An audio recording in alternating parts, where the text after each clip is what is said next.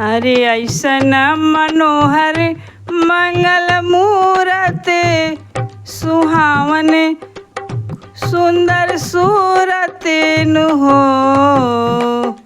ऐसन मनोहर मंगल मूरत सुहावन सुंदर सूरत नु हो। ए राजा जी ए राजा जी ए राजा जी ये करे तो रहल ह जरूरत मुहूर्त खूब सूरत हो।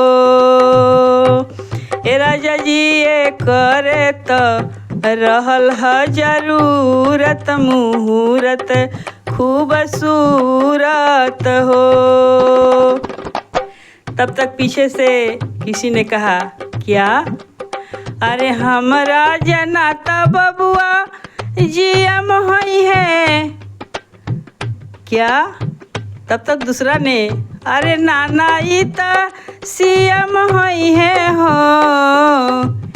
ए ललना ए ललना ए ललना हिंद के सितारा ई त सीएम होई है, ओह से ऊपर पीएम होई है हो। ए ललना हिंद के सितारा ई त सीएम होई है, ओह से ऊपर पीएम होई है हो। एक ने कहा, हमको तो लगता है ना जीएम होंगे ना डीएम होंगे, ये तो सीएम होंगे। तब तक दूसरे ने कहा, ना डीएम होगा ना सीएम होगा, ये तो देश का पीएम होगा। अरे होई है वाइस चांसलर यूनिवर्सिटी के, मेयर लंदन सिटी के नु हो।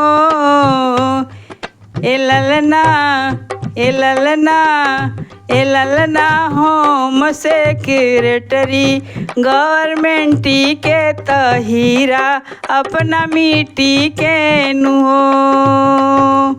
ए ललना होम सेक्रेटरी गवर्नमेंटी के त हीरा अपना मिट्टी के नु हो।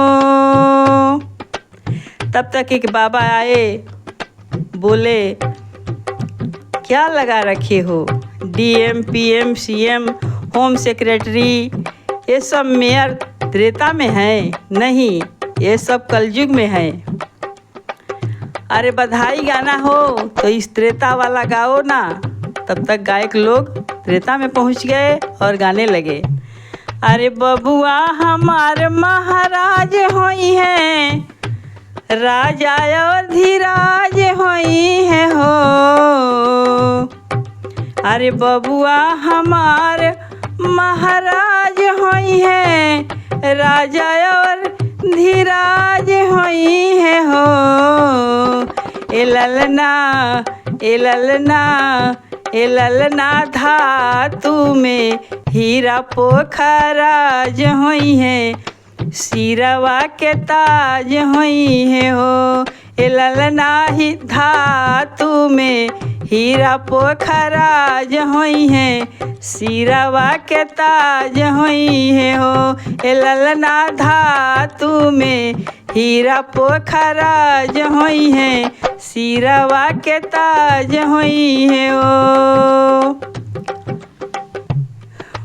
गुरुजी मोहर सोना लुटाने लगे। वशिष्ठ मुनि जी आए थे। आनंद में सब लोग ने छावर लुटा रहे हैं। तब तक एक मुनि बाबा आए। मुनि बाबा ऐसन बबुआ ज्ञानी होई है, राजा जी ऐसन दानी होई है हो।